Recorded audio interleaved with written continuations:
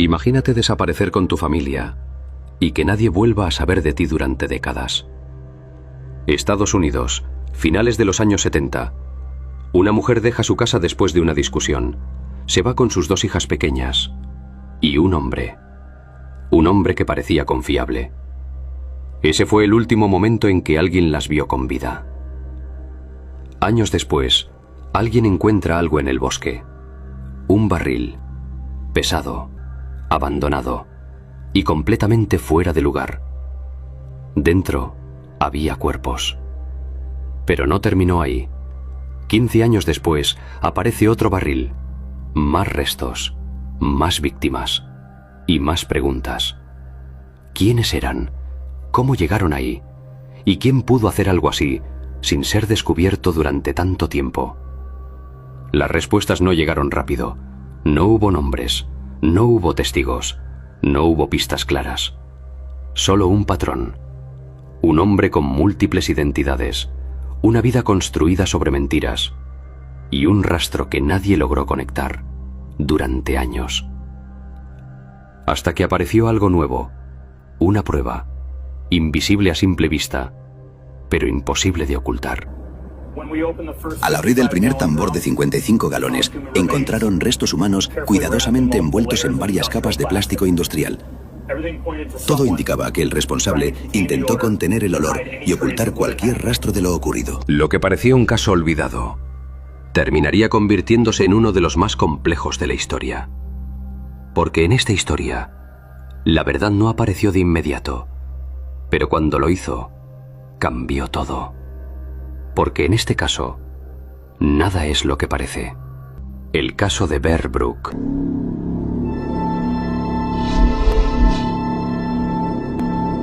La historia no comenzó en un bosque, comenzó en una casa.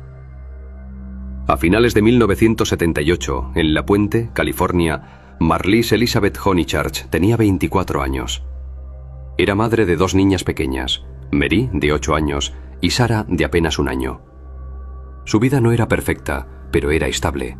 Familia, rutina, un entorno conocido. Hasta que ocurrió una discusión. Durante el Día de Acción de Gracias de 1978, Marlise tuvo un conflicto con su familia. No fue algo menor. Fue suficiente para tomar una decisión: irse. Pero no se fue sola. Se fue con sus hijas y con un hombre. Un hombre que se hacía llamar Bob Evans. No era parte de la familia, no tenía un historial claro y nadie sabía realmente quién era. Pero en ese momento parecía suficiente. La decisión fue rápida, sin plan detallado, sin despedidas largas, sin certezas, solo una salida. Ese fue el último momento en que alguien las vio. Después de ese día, desaparecieron. No hubo llamadas, no hubo cartas, no hubo señales de vida. El tiempo comenzó a pasar. Primero días, luego semanas, después meses y finalmente años. Sin respuestas. Para su familia, la desaparición nunca tuvo explicación. Sabían con quién se había ido, pero no sabían quién era realmente ese hombre. No había registros confiables, no había información clara, solo un nombre y una duda. Mientras tanto, la vida continuó. El caso no tuvo una investigación fuerte en ese momento. No había evidencia, no había escena, no había un punto concreto desde donde empezar, solo una ausencia y una historia que quedó incompleta. Durante décadas pensamos que Marlise simplemente no quería que la encontráramos. El día que la policía llamó para decirnos que estaban en esos barriles, el mundo se detuvo. No podíamos creer que habían estado allí durante 30 años. Ese fue el inicio. Una mujer, 2 niñas y un hombre desconocido. Todo desapareció en un solo momento. Y durante años, nadie supo qué había pasado. Pasaron años. La desaparición quedó sin respuestas, sin avances, sin un lugar al que regresar. Hasta que en 1985 algo cambió. No por una pista nueva, no por una investigación activa, sino por un hallazgo. El 10 de noviembre de ese año, en el Parque Estatal Bear Brook, en Allenstown, New Hampshire, un cazador recorría la zona. Era un lugar boscoso, aislado, poco transitado. Ahí encontró algo fuera de lugar. Un barril de metal, de gran tamaño, dañado y abandonado en medio del bosque. No parecía reciente, pero tampoco parecía basura común. Decidió revisarlo, y en ese momento todo cambió. Dentro del barril había restos humanos, envueltos, ocultos, y en un estado que indicaba que llevaban tiempo ahí. Las autoridades fueron notificadas, el área fue acordonada, y comenzó la investigación. El análisis inicial confirmó algo importante. Había más de una víctima, una mujer y una niña. No había identificación inmediata, no había documentos, no había pistas claras, solo un contenedor y un crimen. El lugar donde fueron encontradas no era necesariamente el lugar del asesinato, eso quedó claro desde el inicio. El barril indicaba transporte, ocultamiento, planificación. Pero no había conexión, no había nombres, no había denuncias directas que coincidieran. El caso quedó abierto, y con él, muchas preguntas. ¿Quiénes eran? ¿Quién las llevó ahí? ¿Y por qué nadie las había buscado? El tiempo volvió a pasar. El caso no avanzó, no por falta de interés, sino por falta de información. No había tecnología suficiente, no había bases de datos como hoy. Solo había restos y silencio. Estaba cazando cuando vi ese barril de 55 galones volcado. Pensé que era basura, pero al acercarme y ver lo que había dentro, algo no estaba bien. El olor y el plástico cuando lo abrí. Fue una imagen que nunca pude borrar de mi mente. El barril reveló algo, pero no fue suficiente, porque lo que parecía una respuesta era solo el comienzo. Y lo peor, aún no había sido descubierto. Durante años, el caso del primer barril quedó sin respuestas. No había nombres, no había conexiones y no había forma de avanzar.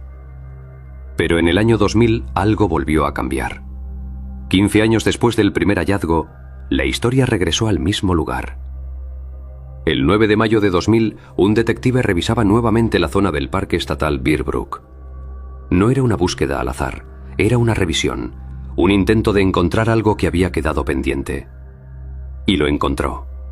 A unos 90 metros del primer barril, había otro. Mismo tipo, mismo tamaño, misma forma de ocultamiento. Ese detalle lo cambió todo. El barril fue abierto, y dentro había más restos. 2 niñas pequeñas. Ese momento transformó el caso. Ya no se trataba de 2 víctimas, eran 4, y eso indicaba algo más grave. No era un hecho aislado, era un patrón. Las autopsias confirmaron similitudes. Las 4 víctimas habían muerto de forma similar, traumatismos contundentes en la cabeza. Eso reforzaba la idea de un mismo responsable. Pero el problema seguía siendo el mismo. No había identidad, no había registros que coincidieran, y no había forma de conectar a las víctimas con una historia concreta. El caso se volvió aún más complejo. 4 víctimas, 2 barriles y ningún nombre. Durante años, los investigadores trabajaron con lo que tenían. Se hicieron reconstrucciones, se intentaron identificar perfiles, pero no fue suficiente. Hasta que apareció una nueva herramienta, el ADN. Los avances en genética permitieron algo que antes no era posible: comparar, relacionar y reconstruir vínculos. A partir de ahí, el caso empezó a moverse. Se confirmó algo clave. 3 de las víctimas estaban relacionadas, eran familia, pero la 4, no. Ese detalle abrió una nueva línea, porque significaba que había más de una historia dentro del mismo crimen, y eso apuntaba a un perfil, un hombre que se movía, que cambiaba de entorno y que no dejaba rastro fijo. Pero aún faltaba lo más importante: ponerle nombre. Y eso no llegaría de inmediato, llegaría años después, con una conexión inesperada. El ADN de un hijo de Rasmussen confirmó su identidad. Al cruzarlo con la niña del medio, se reveló que era su padre, pero no el de Lisa. La evidencia lo expuso como un asesino serial que robaba niños tras matar a sus madres. El caso ya no era un misterio aislado. Era una historia incompleta. Y alguien había estado ocultándola durante décadas. Durante años, el caso avanzó sin nombres. Había víctimas, había un patrón, pero no había una identidad clara del responsable. Eso cambió con una nueva línea de investigación. No comenzó con los barriles, comenzó con una niña. En 1986, un hombre abandonó a una menor en un parque. La dejó sola, sin explicación. Esa niña fue identificada como Lisa. Fue puesta bajo custodia del Estado. Y durante años su historia no tuvo conexión con el caso. Hasta que alguien decidió revisarla, para buscar a su familia biológica. Los investigadores analizaron su ADN y descubrieron algo importante. El hombre que la había abandonado no era su padre biológico. Ese detalle abrió una puerta. ¿Quién era realmente ese hombre? Crecí pensando que él era mi padre y que mi madre me había abandonado. Pasé años buscando mi identidad, sin saber que el hombre que me crió probablemente mató a mi madre y me dejó en un campamento a los 5 años. La investigación avanzó hacia su identidad y lo que encontraron cambió todo. Había usado múltiples nombres, distintas identidades, distintas vidas. Entre ellas, una coincidía: Bob Evans, el mismo nombre con el que Marlies había desaparecido años antes. Ese fue el punto de conexión. El nombre real apareció: Terry Peder Rasmussen. Un hombre con múltiples identidades, capaz de integrarse en distintas familias, de cambiar de vida y de desaparecer sin dejar rastro. El ADN confirmó el vínculo. Era el padre biológico de una de las niñas encontradas en el segundo barril. Eso lo conectó directamente con el caso. A partir de ahí, la historia se reconstruyó. Marlies, sus 2 hijas y la niña adicional, todas vinculadas a él, todas desaparecidas en momentos distintos. El patrón quedó claro. Se acercaba a mujeres vulnerables, construía una relación, tomaba control y luego desaparecían. El motivo no fue único, fue repetitivo. Control, dominio y eliminación de cualquier vínculo que pudiera comprometerlo. Pero nunca enfrentó justicia por estos crímenes. Terry Rasmussen murió en prisión en 2010. Cumplía condena por otro asesinato, sin haber sido juzgado por el caso Bearbrook. Años después, las víctimas fueron identificadas: Marlies Honeychurch, Mary Bowen, Sarah McWaters, Rea Rasmussen. El caso finalmente tuvo nombres, pero no tuvo juicio. Capturamos a Larry Banner no por la investigación de huellas dactilares, sino por su propia brutalidad. En 2002 asesinó a su novia Eun Sun Jun y luego intentó enterrar sus restos bajo una pila de arena en el sótano de su propia casa. El caso Bearbrook no fue un crimen común. Fue una historia construida en fragmentos, descubierta en partes y resuelta décadas después. Porque en esta historia, el error no fue el crimen, fue creer que el tiempo lo borraría. Y al final, la verdad apareció. Este caso no solo muestra un crimen, muestra cómo una historia puede permanecer oculta durante años, aunque la verdad siempre esté ahí. 4 víctimas, 2 barriles, décadas de silencio y un hombre que cambió de identidad, creyendo que podía dejar todo atrás. Pero no fue así, porque no importa cuánto tiempo pase, la verdad no desaparece, solo espera. Ahora la pregunta es para ti.